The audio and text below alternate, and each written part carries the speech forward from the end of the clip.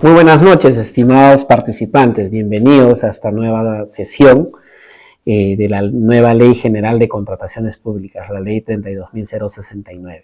Quien les habla es el docente que va a estar a cargo de este curso. Mi nombre es Freddy Silvestre Vargas. Tengo más de 17 años desarrollándome en este campo. He tenido la oportunidad de trabajar en diferentes entidades, OCE, OS ahora, y ahora último en la Contraloría General de la República del Perú. El día de hoy vamos a tocar un tema sumamente importante, los principales modelos que se han incorporado en esta nueva Ley General de Contrataciones Públicas, la Ley 32.069. Para ello, vamos a compartir esta primera data.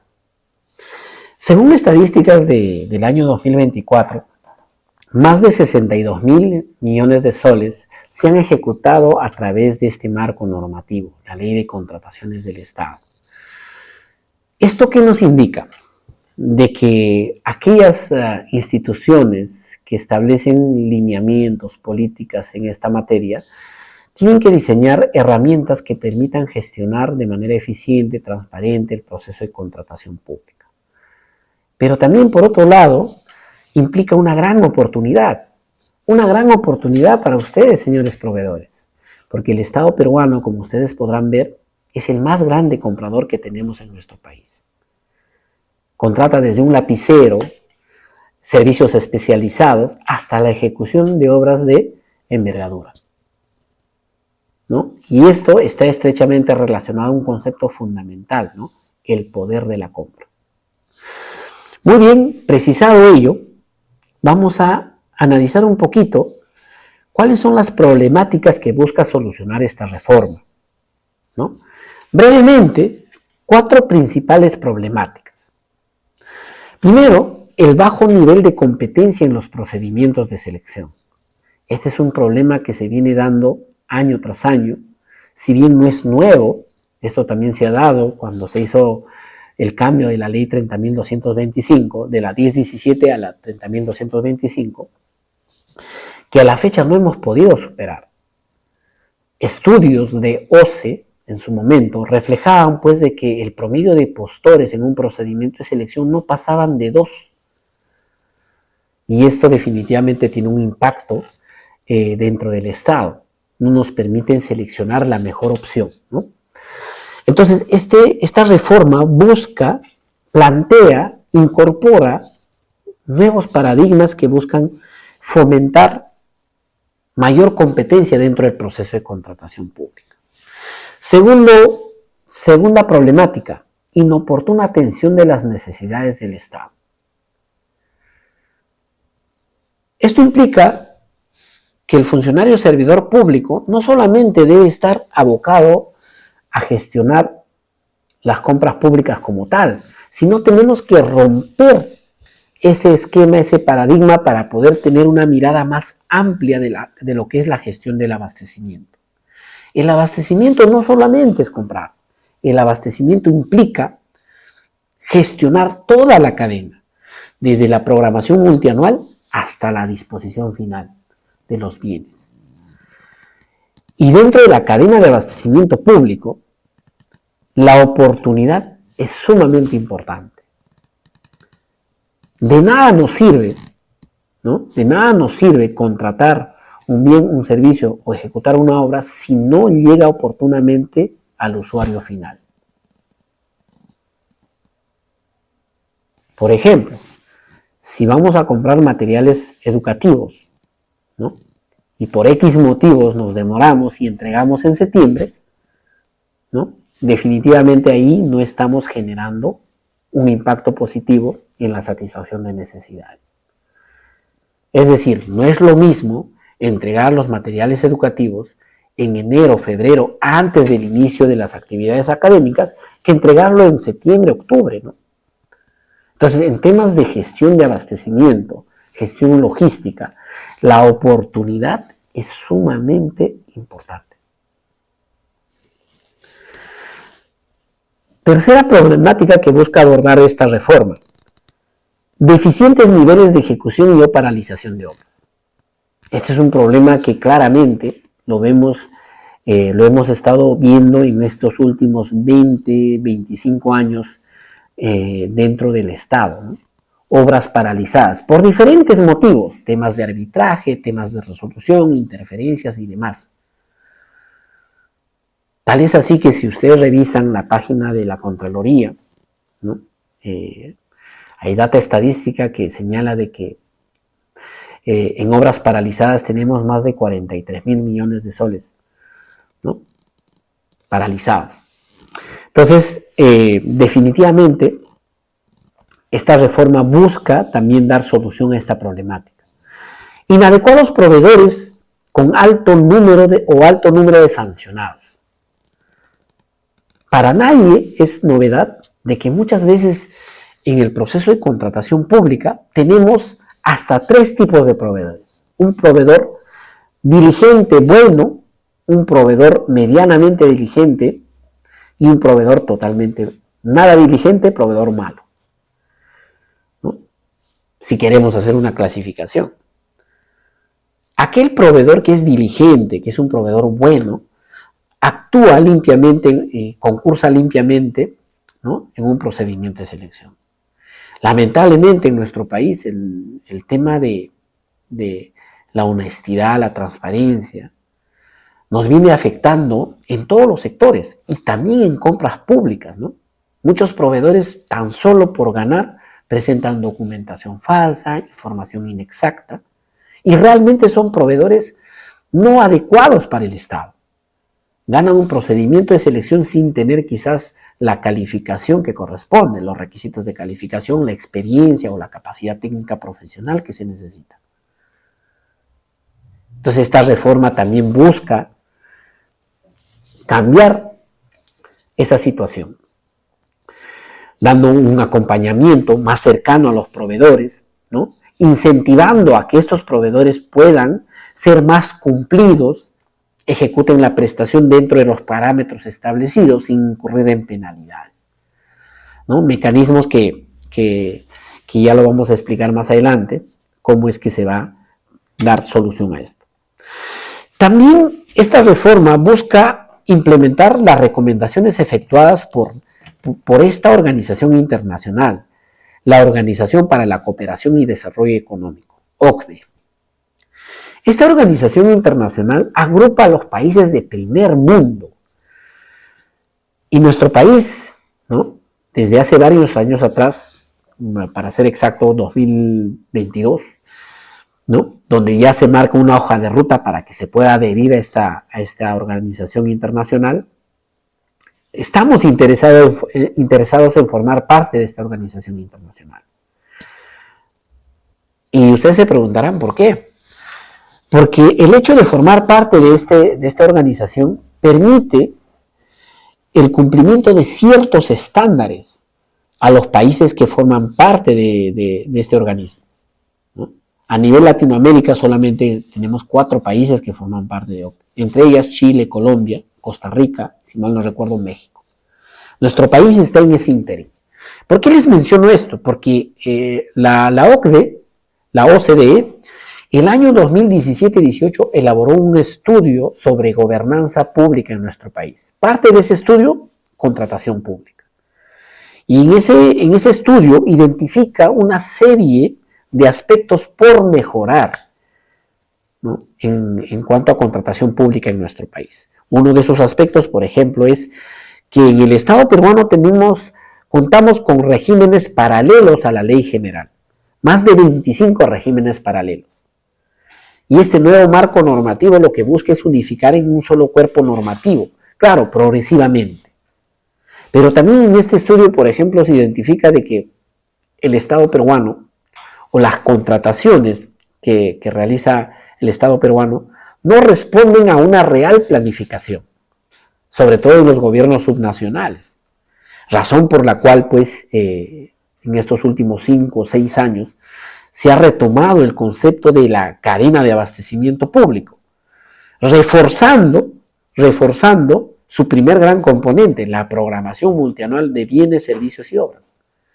Este primer gran componente está inmerso dentro de esta nueva Ley General de Contrataciones Públicas, porque lo que finalmente se busca es una articulación, ¿no?, de estos tres grandes componentes que forman parte de la cadena de abastecimiento público. Y para poder dar solución a estos problemas, ¿qué es lo que se ha planteado? Vamos a tocar puntualmente aquellos aspectos bien importantes. El valor por dinero. ¿Qué cosa es el valor por dinero? De hecho, ustedes seguramente han escuchado en estos días y todas estas semanas, inclusive desde el momento en que se ha emitido la ley y el reglamento, ahora que ha entrado en vigencia el 22 de abril, todos hemos estado conversando, hablando del valor por dinero. El valor por dinero. ¿Qué cosa es el valor por dinero? El valor por dinero es una forma de pensar, es una forma de actuar, es una forma diferente de gestionar compras públicas. Es una forma diferente en el sentido de que tenemos que cambiar de mentalidad para poder aplicar este concepto. Pero ¿a qué responde el valor por dinero? ¿No? Vamos a analizarlo tomando en cuenta esta pregunta. ¿Cuál es la mejor manera de utilizar el dinero? Si, por ejemplo, analizamos las necesidades de un país, en el caso nuestro, por ejemplo, el país Perú, nuestras necesidades son ilimitadas. Sin embargo, nuestros recursos son limitados. Entonces, para poder atender de manera eficiente estas necesidades muchas veces ilimitadas, porque valgan verdades, tenemos necesidades desde lo que es salud, educación, seguridad ciudadana, entre otras necesidades que francamente nos vienen afectando y son problemas latentes en nuestra sociedad. Pero lamentablemente no tenemos el recurso suficiente para poder abordar todas esas problemáticas. Entonces ahí entra el valor por dinero.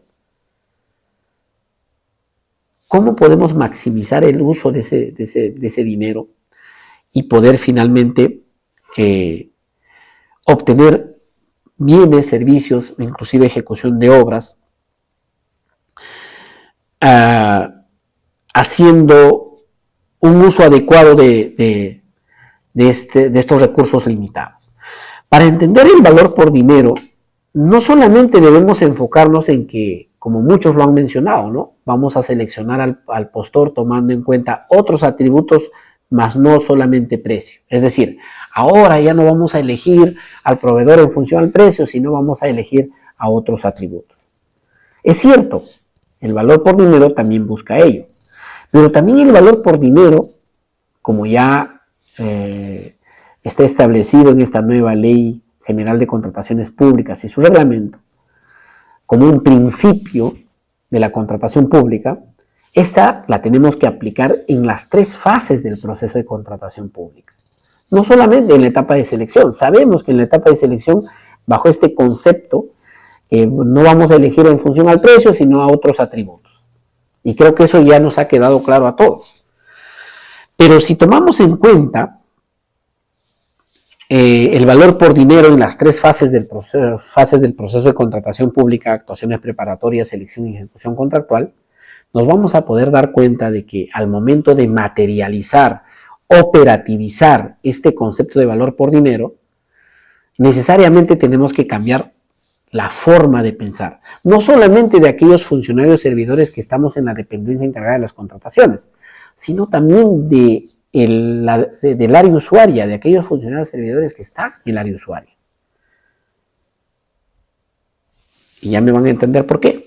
Fíjense lo que señala el artículo 46 del reglamento. Dice, ¿no?, elaboración del requerimiento. Dice, el requerimiento da inicio al proceso de contratación y es realizado por la entidad contratante en el marco de la programación multianual de bienes, servicios y obras y las etapas de formulación y programación presupuestaria correspondientes, considerando el principio de valor por dinero. Es decir, desde la elaboración del requerimiento tenemos que tener claro cómo vamos a plantear un requerimiento bajo este concepto de valor por dinero. Entonces, ¿Cómo aterrizamos este concepto en la formulación del requerimiento? Es una gran pregunta que vamos a dar respuesta en este momento. El valor por dinero implica también analizar cuál es la mejor manera de satisfacer la necesidad del cliente final. Para esto es necesario de que la entidad, inclusive antes de elaborar el requerimiento, un paso atrás al momento de identificar nuestras necesidades, o identificar la necesidad, tenemos que primero determinar quién es el cliente final. Muchas veces el cliente final es el ciudadano de a pie, ¿no? Una vez identificado la necesidad y el cliente final, tenemos que analizar cuál es la mejor solución para satisfacer esa necesidad. Vamos a poner un ejemplo sencillo. Imagínense que ustedes quieren trasladarse del punto A al punto B. O pongámoslo así, imagínense que necesitamos trasladar alumnos, estudiantes de un punto A hacia un punto B, ¿no? Ahí claramente el usuario, probablemente el área usuaria va a ser una dependencia de la entidad, ¿no? Una dependencia de la entidad. No obstante, el usuario final, ¿quiénes son? Los alumnos, que requieren traslado de un punto A a un punto B. Muy bien. ¿Cuál es la necesidad? El traslado. Ahora, ¿qué opciones tenemos para poder satisfacer esa necesidad? Podemos tener hasta dos opciones, ¿no?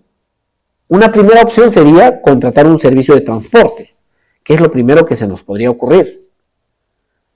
Una segunda opción podría ser la posibilidad de comprar un vehículo para que también se transporte. Es decir, analizando la necesidad podemos identificar hasta dos posibilidades: compra de un vehículo o el servicio de transporte.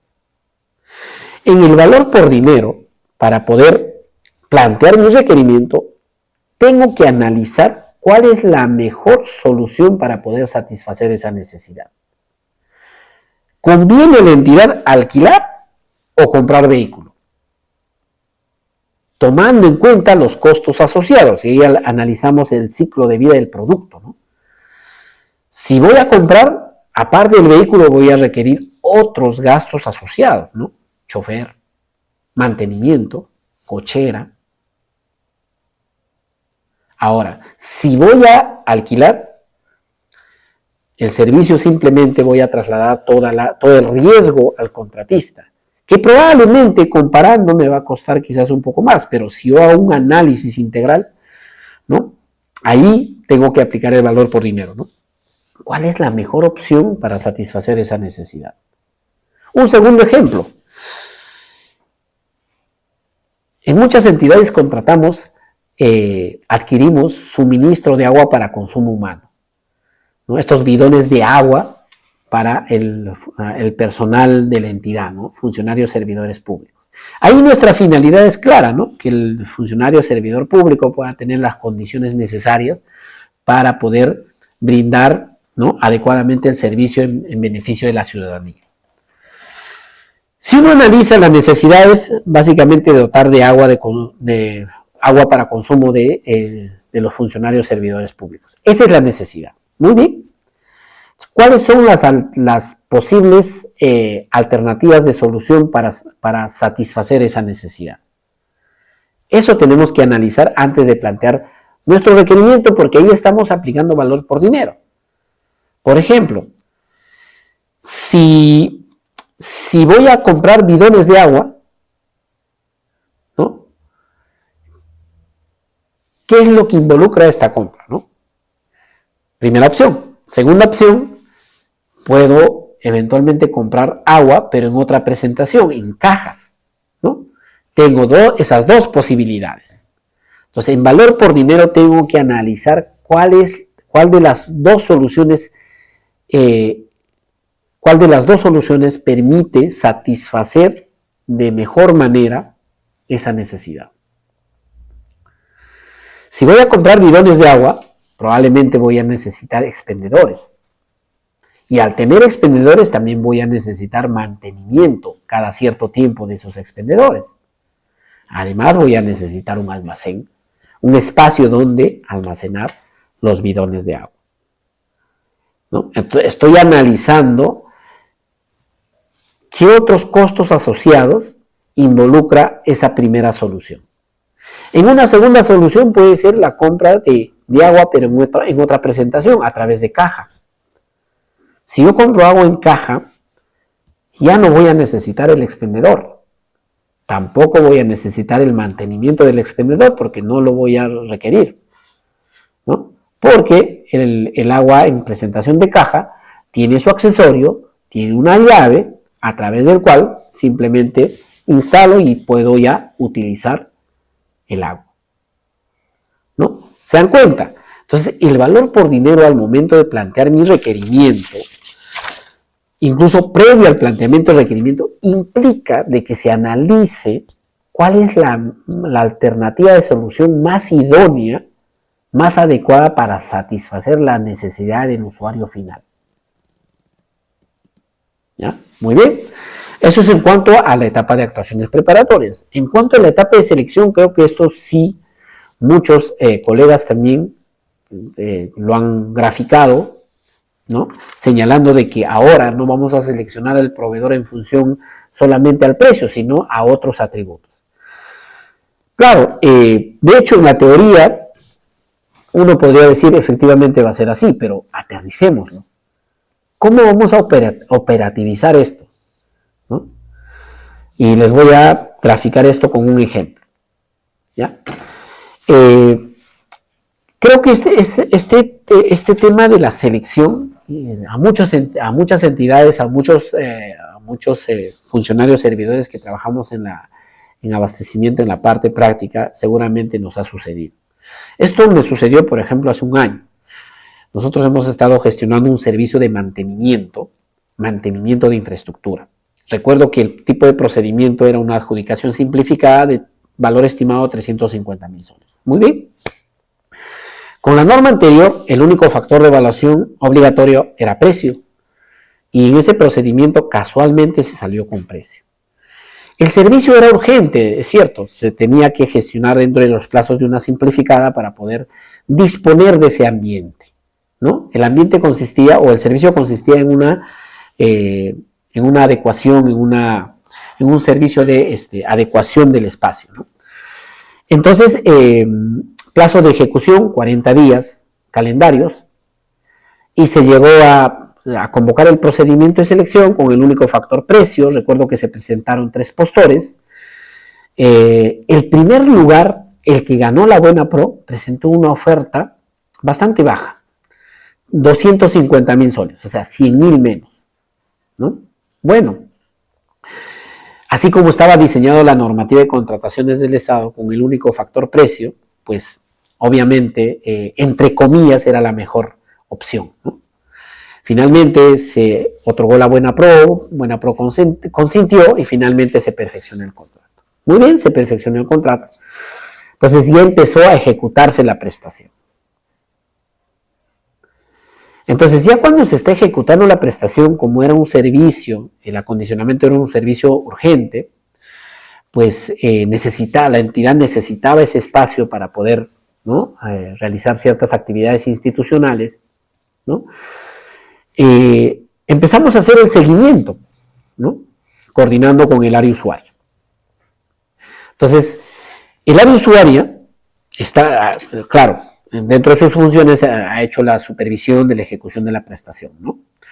Entonces, ya habían pasado más de 20 días, creo que estamos al día número 25. El plazo de ejecución era 40, día 25, y el contratista solamente había ejecutado menos del 15% de todo el servicio. Había incumplido, había incurrido en otras penalidades, ¿no? Pasado una semana, es decir, 5 o 7 días más, creo que hemos llegado al día 35, y prácticamente el área usuaria comunicó de que había acumulado el monto máximo de penalidad y no había ejecutado ni siquiera el 20% de la prestación. Y acá calza claramente esta frase, ¿no? Lo barato muchas veces nos sale caro. Lamentablemente, el día número 35 tuvimos que resolver el contrato. Se resolvió el contrato, ¿no? ¿Y eso qué ha generado? Un reproceso. Teníamos dos opciones, ¿no? Aplicar el saldo pendiente de producto de resolución o volver a gestionar una nueva contratación. Pero en concreto, ¿no?, haber elegido en función solamente al precio, al final nos salió caro. Porque el contratista no ha cumplido dentro del plazo, ha incurrido en otras penalidades porque no ha utilizado los materiales, eventualmente su personal no tenía los equipos de protección personal, entre otros incumplimientos, que ya en la ejecución contractual finalmente nos ha, en vez de ayudarnos, en vez de beneficiarnos, nos ha perjudicado como entidad. Entonces, en el concepto de valor por dinero, tenemos que analizar más allá del precio. Más allá del precio. El ejemplo que les doy sucede en la práctica. Yo lo he visto años atrás, muchas veces inclusive en contratos menores, los proveedores incumplen y lamentablemente como no están sancionados, nuevamente se presentan y inclusive podrían volver a ganar, a pesar de haberle afectado a la entidad. Entonces, el concepto de valor por dinero, ¿qué nos dice? Elige no solamente en función a precio, sino evalúa otros atributos. Nivel de cumplimiento, por ejemplo. ¿Ya? Ahora, ya centrándonos en la casuística, en la práctica y en lo que dice la norma. El 22 de abril se ha publicado las bases estándar. Muy bien, se ha publicado las bases estándar. Esto, por ejemplo, en las bases estándar de bienes. En caso de bienes, si uno analiza los factores de evaluación, tenemos el factor de evaluación oferta económica, que es el único obligatorio nuevamente, ¿no?, con un máximo de 40 puntos. Los demás factores de evaluación son facultativos. Claro, esto nos exige de que tenemos que considerar algunos factores de evaluación de todas maneras para poder completar a los 100 puntos, ¿no? A los 100 puntos. Pero en concreto, si vamos a analizar bajo el enfoque de valor por dinero, acá viene la experiencia del funcionario servidor público que labora dentro de la dependencia encargada de las contrataciones, que forma parte como evaluador, ya sea como oficial de compras o ya sea como comité o forma parte del jurado, donde tiene que analizar cuáles son los factores de evaluación más idóneos justamente para cumplir con el valor por dinero. Uno de los factores que sí está alineado a esto, por ejemplo, es la vida útil del bien, que es este factor de evaluación innovador que se ha incorporado en las bases estándar. Bueno, ni tan innovador, porque esto, si uno revisa la norma colombiana, en la norma colombiana se aplica el valor presente neto, ¿no?, para poder justamente analizar cuál es la mejor opción para la entidad, tomando en cuenta, ¿no?, todos los costos asociados a esa prestación, ¿no? Por ejemplo, los gastos de operación, gastos de mantenimiento preventivo, reposición del bien, entre otros elementos. Y para ello, estas bases ya han planteado esta fórmula, ¿no?, el valor presente neto. Entonces ya no solamente debemos seleccionar en función a precio, eso es muy cierto, pero esto también tenemos que aterrizarlo en la práctica, ¿no? Hasta el día de ayer ya muchas entidades ya habían llegado a convocar procedimientos de selección con esta nueva Ley General de Contrataciones Públicas. Y algunos colegas, bueno, exalumnos, me estuvieron preguntando, ¿no?, ¿cómo voy a plantear los factores de evaluación? Ya las bases lo señalan, ¿no? Pero también, justamente en aras de cumplir este principio de valor por dinero, donde no solamente debemos abocarnos a seleccionar en función a precio, sino en función a otros elementos, como sostenibilidad, por ejemplo, económica, por ejemplo, el tema de la vida útil del bien, ¿no? Acá ya prácticamente corresponde al evaluador ¿no? Analizar cuáles son los factores de evaluación más idóneos para poder conseguir este objetivo. Pero también el valor por dinero, como ya les había mencionado, se tiene que aplicar en la ejecución contractual. En el ejemplo respecto del servicio que les menciono, en la que contratamos y finalmente se resolvió el contrato, y esto afectó a la entidad, hay un aspecto clave que debemos tomar en cuenta en el concepto de valor por dinero en ejecución contractual. El tema del monitoreo y la evaluación de la ejecución contractual. Tal es así que la norma señala que la dependencia encargada de las contrataciones realiza este monitoreo y evaluación de la ejecución contractual. ¿Por qué es importante esto? Porque necesitamos una retroalimentación, necesitamos finalmente conocer si esa contratación, ¿no?, que si bien es cierto, se pudo haber realizado una correcta actuación preparatoria desde la segmentación, la elaboración de requerimientos, la selección del proveedor bajo el concepto de valor por dinero, pero si esto no llega a satisfacer la necesidad que está relacionado a este elemento de eficacia del valor por dinero, de nada nos ha servido gestionar las etapas previas de manera correcta. Para esto es importante el monitoreo y la evaluación. Y hay que ser honestos y francos, ¿no? En la práctica muchas veces el área usuaria, quien es el quien finalmente supervisaba la contratación, y la dependencia encargada de las contrataciones, muchas veces estamos divorciados, ¿no? Cada uno navega por su lado, lo que no debería de ser así. Debe haber una retroalimentación, conocer si realmente ese bien, ese servicio, ha cumplido con satisfacer la necesidad del usuario final. Y para esto es necesario el monitoreo y la evaluación. Algo que siempre debemos tener claro es lo siguiente: lo que no se puede medir, no se puede mejorar. Y en contrataciones públicas tenemos que aplicar eso. Tenemos que medir si realmente lo que hemos contratado, el bien que hemos adquirido y que estamos entregando al usuario final, ha cumplido con satisfacer su necesidad. Muy bien. Otro de los conceptos importantes, y antes de pasar a esto, vamos a resolver esta pregunta. En la contratación de alimentación escolar, ¿quién sería el usuario final? Y esto está estrechamente relacionado al tema de la formulación del requerimiento. Todo requerimiento busca satisfacer un interés público. Entonces, ahora, para poder plantear mi requerimiento, como ya lo había mencionado, lo primero que tenemos que hacer es analizar quién es el usuario final. Y esto implica ser empático. ¿Ya? Ser empático, es decir, el área usuaria, sobre todo el área usuaria, tiene que evaluar quién es el usuario final que va a recibir ese bien o ese servicio. Muchas veces es el ciudadano. Por ejemplo, alumnos en edad escolar, ¿no? Si yo voy a comprar alimentos para estos alumnos en edad escolar, yo tengo que analizar cuál es la mejor opción para satisfacer esa necesidad. Y sobre la base de ello, voy a tener que plantear mi requerimiento. Esto implica de que el área usuaria, vuelvo a reiterar, cambie de forma de gestionar su requerimiento.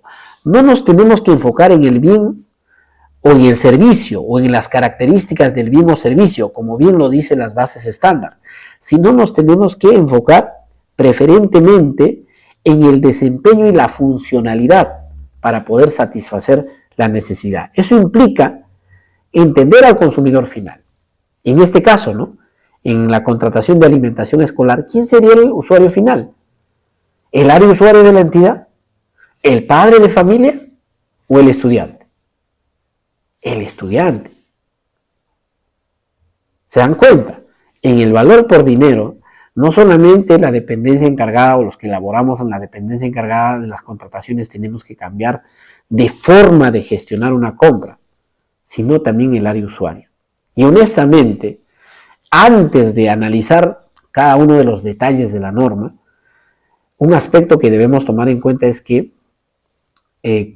como dependencia encargada de las contrataciones tenemos que transmitir, tenemos que educar y sobre todo tenemos que sensibilizar a las áreas usuarias para que tengan esa capacidad de analizar y plantear soluciones que realmente estén orientados a satisfacer la necesidad, ¿no? Y esto implica un paso previo a la elaboración del requerimiento, al momento de identificar la necesidad, ¿no? Ahí tiene que el área usuaria hacer el análisis. ¿Para quién estoy contratando este bien?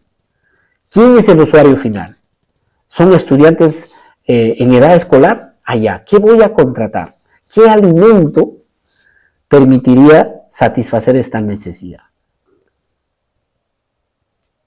¿No? Entonces el requerimiento ya no se va a hacer solamente en gabinete, ¿no? O sea, a nuestro parecer, no. Tenemos que, nuevamente, la empatía, empezar a pensar qué es lo que realmente necesita el usuario final. Y es un cambio de conceptos, es un cambio de paradigmas, ¿no? Es un cambio, es una forma de pensar y actuar. Muy bien.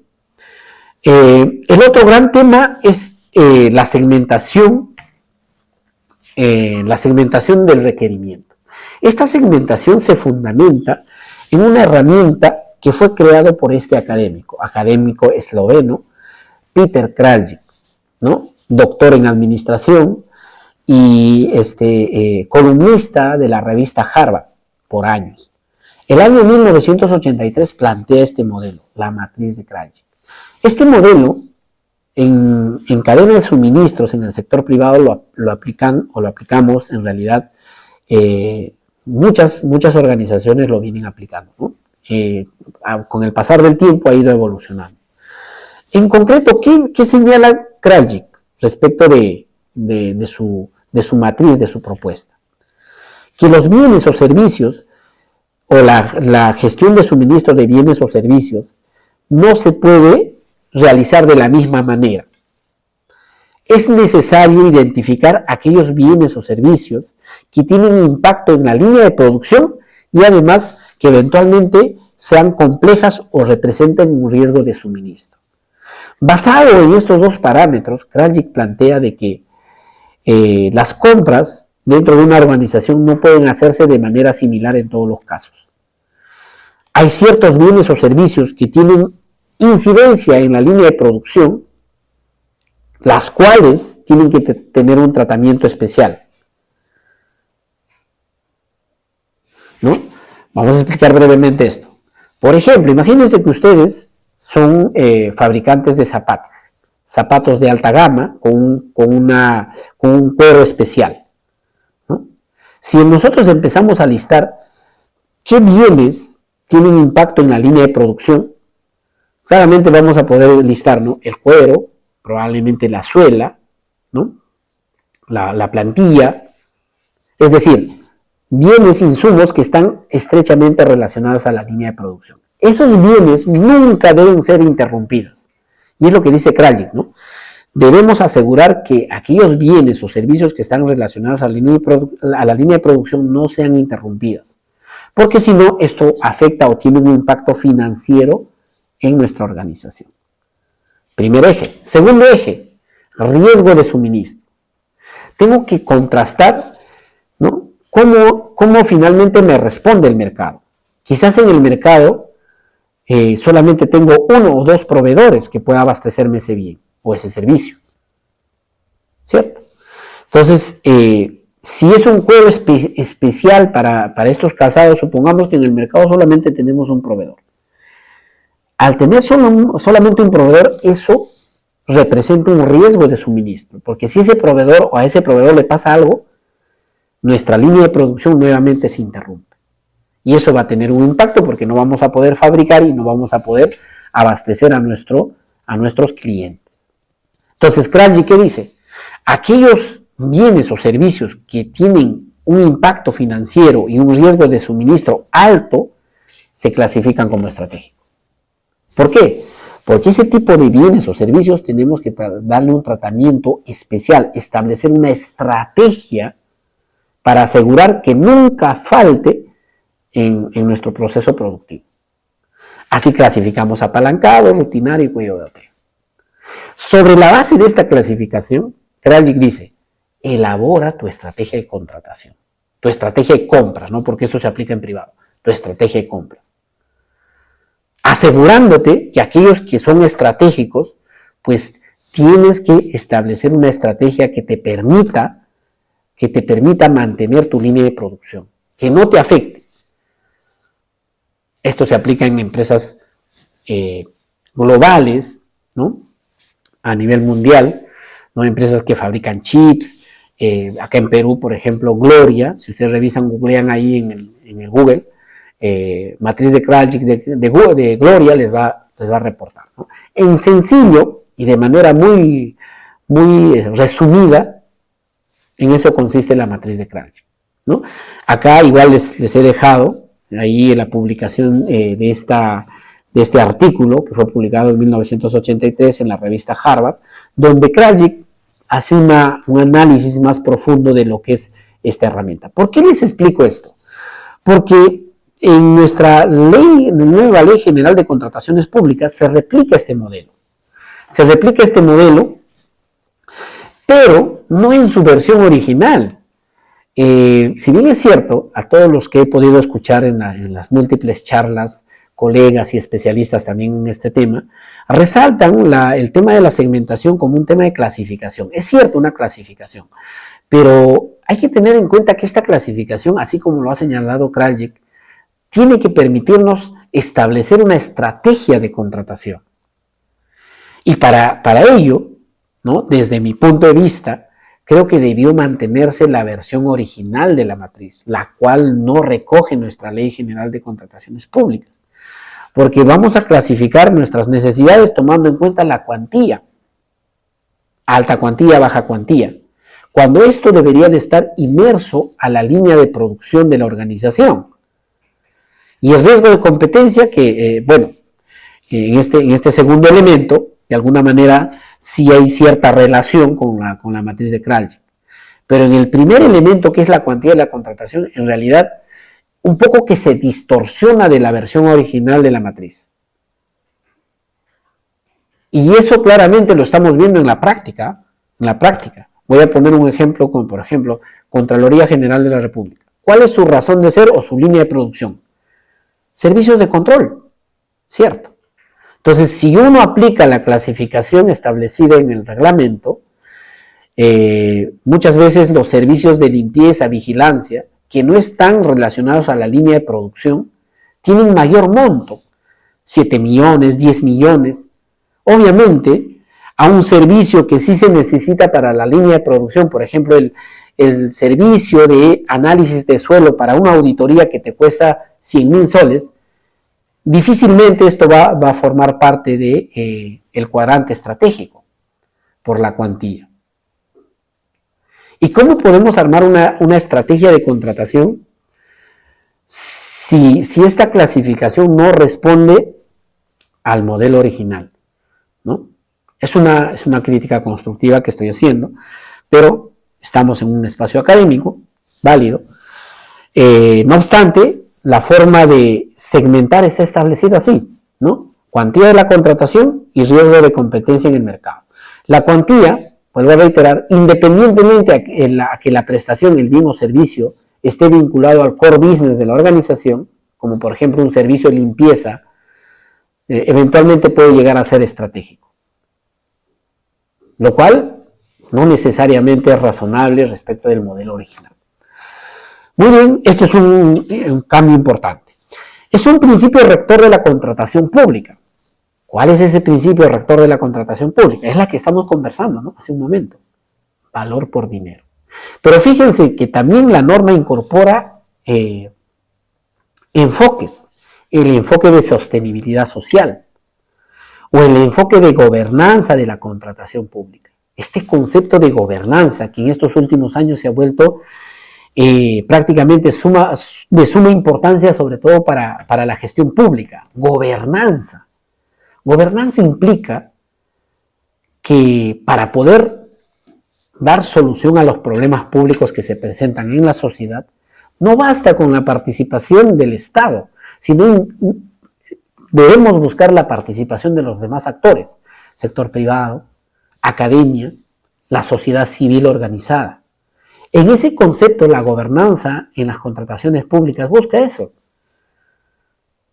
que para poder realizar una contratación pública eficiente, transparente, bajo el concepto de valor por dinero, es necesario la participación de todos los actores, ¿no? Estado, entidades públicas, los que regulan, los que operativizamos la norma, proveedor, ¿no? Ciudadanía, haciendo un monitoreo finalmente de lo que está gestionando la entidad pública. Otro aspecto importante a tomar en cuenta es la profesionalización del comprador público. Este tema es tan importante que creo que no solamente debe estar enfocado a la profesionalización del comprador público, sino a la profesionalización del funcionario servidor público. Acá les comparto este extracto de la teoría de gestión de equipos de Rensis Laker. Es un académico, fíjense, un académico teórico. Fíjense que en 1968, en su teoría de gestión de equipos, señaló lo siguiente, ¿no? Las personas son las que hacen una organización y no al revés. 1968. Es algo que muchas organizaciones, sobre todo privadas, y en caso público de los países desarrollados lo han entendido. Pero muchos países en vías de desarrollo, como países de Sudamérica, de esta parte del mundo, todavía no lo hemos entendido. Lamentablemente al Estado no se ingresa por meritocracia. Se ingresa muchas veces por temas de padrinazgo, por temas de situaciones que lamentablemente afectan la gestión pública. Entonces, este académico, algo que resalto de este académico es eso, ¿no? Las personas son las que hacen la organización. ¿Eso qué implica? Que el funcionario servidor público tiene que tener idoneidad en todo aspecto, técnico, moral y legal. Tenemos que ser idóneos para poder desempeñar esta labor de comprador público. Recuerden, más de 62.000 millones de soles se ejecutan a través de esta Ley General de Contratación Pública. ¿Eso qué nos da? Un gran poder de compra. Y como tal, hay muchos intereses de por medio. Y tenemos que tener la capacidad de poder gestionarlo de manera transparente y eficiente bajo el principio de valor por dinero, porque son recursos públicos, ¿no? Tenemos que tener la capacidad de decir, si es que alguien nos presiona, tenemos que decir la capacidad de decir no. Las cosas se hacen de acuerdo a lo que señala la Ley General de Contrataciones Públicas. Más allá de que sea una alta autoridad de término medio, muchas veces eso pasa en la administración pública. Y fíjense lo que dice este académico. Las organizaciones con resultados más productivos eran aquellas que lograban implicar a sus empleados en los cambios, ¿no? Sin control, muy restrictivos y con objetivos reales a nivel de productividad. Entonces, en ese marco, esta nueva Ley General de Contrataciones Públicas plantea la profesionalización del comprador público, pero hay que tener en cuenta algo. La profesionalización, no solamente del comprador público, sino también del servidor público, es una atribución que no le corresponde en estricto al Sistema Nacional de Abastecimiento Público o al sistema de abastecimiento, sino al Sistema Nacional de Recursos Humanos, cuyo ente rector es Servir. Entonces, lo que finalmente se busca con esta propuesta es que se profesionalice el comprador público. Porque el comprador público no solamente tiene que tener una capacidad técnica, que creo que en estos últimos años se ha logrado con el tema de la certificación que ha venido impulsando el OCE. ¿Recuerdan? Hace 15 años la certificación era virtual. Todos tenían 20. Ahora, estos últimos años, la certificación es presencial, ¿no? Y fiscalizado, supervisado por OCE. Pero ¿basta con el conocimiento técnico para sacar adelante una contratación pública? Aquellos que estamos en la práctica sabemos que no. Para gestionar una contratación pública requieres otras habilidades blandas, comunicación asertiva, trabajo en equipo, liderazgo. El liderazgo tan importante, porque imagínate, si no tienes liderazgo, ¿no? Y frente a alguna presión, muchas veces de la corrupción, vas a ceder, ¿no? Y eso, en compras públicas, prácticamente nos puede afectar nuestra vida, ¿no? Nuestra vida profesional. Entonces, la profesionalización del comprador público es una iniciativa que realmente es algo resaltante en esta reforma, porque hay que tener en cuenta que en los países de primer mundo, ¿no? Los más preparados lideran su país, ¿no? Ejemplo, Francia, ¿no? Francia, el actual presidente Emmanuel Macron, ¿no? Es producto de su escuela de administración pública, ¿no? Por poner un ejemplo. Muy bien, el otro tema importante es la gestión de riesgos. Esto es un aspecto fundamental en contratación pública. Pero de hecho, ya cuando uno empieza a aterrizarlo en la práctica, definitivamente nos está generando analizar y evaluar cómo vamos a operativizar esto. Porque en la filosofía y en la teoría, es cierto, suena sumamente interesante, ¿no? Hay que incorporar la gestión de riesgos desde el requerimiento en todas las fases del proceso de contratación pública. Pero eso, ¿cómo lo vamos a materializar? ¿Cómo incorporamos la gestión de riesgos en los procesos de contratación pública? Y voy a partir de citar a la Organización para la Cooperación y Desarrollo Económico, en este estudio que les había mencionado, resalta este aspecto. Esto es un extracto, ¿no? Y que recoge también la exposición de motivos de esta nueva Ley General de Contrataciones Públicas. Nos dice, ¿no? La contratación pública es una actividad gubernamental con más riesgo. Totalmente cierto. Totalmente cierto. Acá hay muchos intereses, no solamente de los proveedores, muchas veces dentro de la propia entidad, ¿no? Está, como dice, ¿no? Nos dice de dispenso, de mala gestión y corrupción. Dispendio, mala gestión y corrupción. Sobre todo este último, ¿no? Corrupción. Estamos propensos a ello. Por eso, aquellos que estamos en compras públicas tenemos que tener esas tres cualidades: técnica, moral y legal. Tenemos que tener bien puestos los principios, nuestros principios, ¿no? Porque a la hora de la hora, cuando ya vienen las dificultades, ¿no? Cada uno baila con su pañuelo, ¿eh? Cada uno baila con su pañuelo. Lo digo por experiencia. Cada uno baila con su pañuelo. Y la pita se rompe del lado más delgado.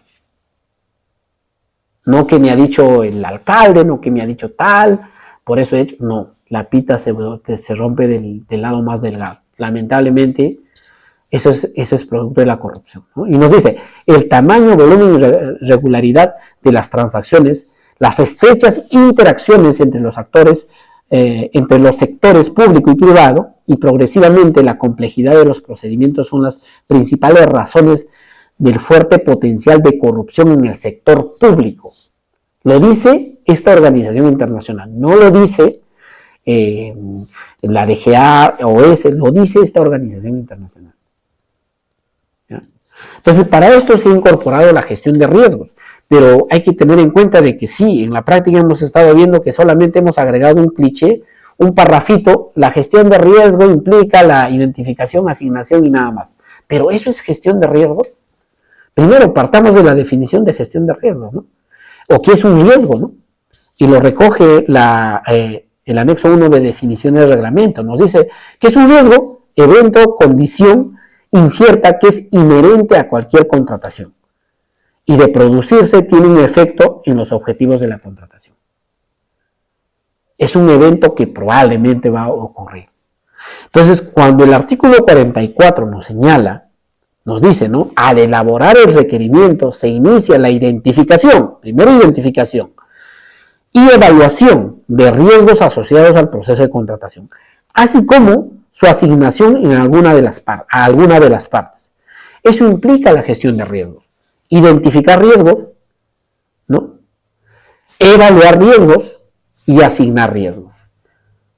Y si uno analiza qué cosas son, qué riesgos incluye una contratación, ya aterrizando a la parte operativa, empezamos a elaborar pues una matriz de riesgos, ¿no? Que la norma de contrataciones lo señala. No basta con un acápite, ¿no? Sino tenemos que aterrizar en algún documento que es una matriz de riesgo. ¿Qué es lo que busca la gestión de riesgos? Identificar, evaluar y asignar estos riesgos, ¿no? Por ejemplo, ¿qué riesgos representaría una contratación? Hay riesgos de fraccionamiento, hay riesgos de direccionamiento, hay riesgo de no aplicar o minimizar penalidades, hay riesgo que se emita la conformidad sin haber verificado el cumplimiento de las características técnicas de una contratación. Eso tiene que, en primera instancia, de acuerdo a lo que señala el reglamento, tiene que plantearlo el área usuario, ¿no? Por temas de tiempo vamos a dejarlo acá, el tema de los riesgos. Entonces, es importante de poder aterrizar esto en un tema operativo. Esperemos de que la DGA, como ente rector del Sistema Nacional de Abastecimiento, pueda implementar una herramienta que válidamente nos permita gestionar los riesgos, porque valgan verdades, aquellos que hemos implementado control interno dentro de la entidad o hemos implementado alguna certificación ISO, Compliance, ISO 37001 de gestión antisoborno, sí hemos participado elaborando riesgos en materia de contrataciones públicas, una matriz de riesgos, que no solamente es un cliché, ¿no? Un parrafito dentro del requerimiento donde dice que vamos a gestionar riesgos. En realidad va un poquito más allá. Tenemos que realmente gestionar riesgos si queremos cambiar esto. Temas urgentes, brevemente.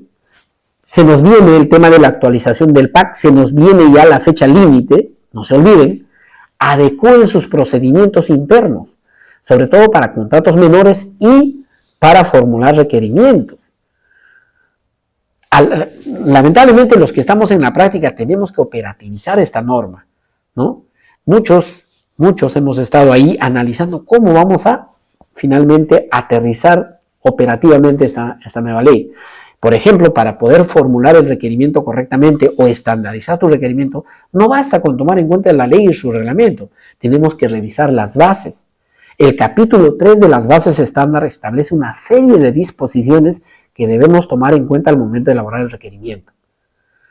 No se olviden de revisar eso, porque eso definitivamente, si van a estandarizar su estructura, tiene que recoger ese capítulo 3 de la sección específica de las bases estándar. Y adecuar el procedimiento interno, esto ya es una obligación. Muchas entidades lo hemos alertado 2 o 3 semanas antes que entre en vigencia la nueva Ley General de Contrataciones Públicas, para ir adecuando nuestra herramienta. Porque en contratos menores ha cambiado muchas cosas, ¿no? Recuerden que el requerimiento tiene que contener todo lo que describe el artículo 60, ¿no? ¿Qué más? Implementar mecanismos para verificar estos impedimentos. Esto lo dejo para que lo puedan analizar también. Si ustedes revisan el comunicado que sacó la OS, en realidad no nos señala nada sobre estos supuestos de impedimento. Pero sí la norma, fíjense lo que señala. A ver, vamos a ver acá, creo que lo he agregado. Acá dice, ¿no? 32.4. La dependencia encargada de las contrataciones de la entidad contratante bajo responsabilidad verifica de forma previa a la contratación la existencia de los siguientes impedimentos. 4 impedimentos. Ahora, ¿cómo lo vamos a operativizar esto? Es algo que tienes que elaborarlo antes de contratar tus menores a 8 ITs, antes de contratar tus procedimientos de selección, porque recuerdan que los impedimentos son de aplicación transversal. ¿Qué otro tema urgente? La actualización del PAC. Tenemos hasta el 8 de mayo. Tenemos el lineamiento, revisen la última versión del PAC, procedimientos de selección, LP, SP, AS, subasta inversa y demás. También supuestos excluidos, ¿eh? Aquellos que estamos haciendo la equivalencia, no solamente es los procedimientos de selección como tal, tenemos que revisar también los supuestos excluidos. Hay ciertos supuestos excluidos que están dentro del plan anual de contrataciones. No se olviden de los supuestos excluidos.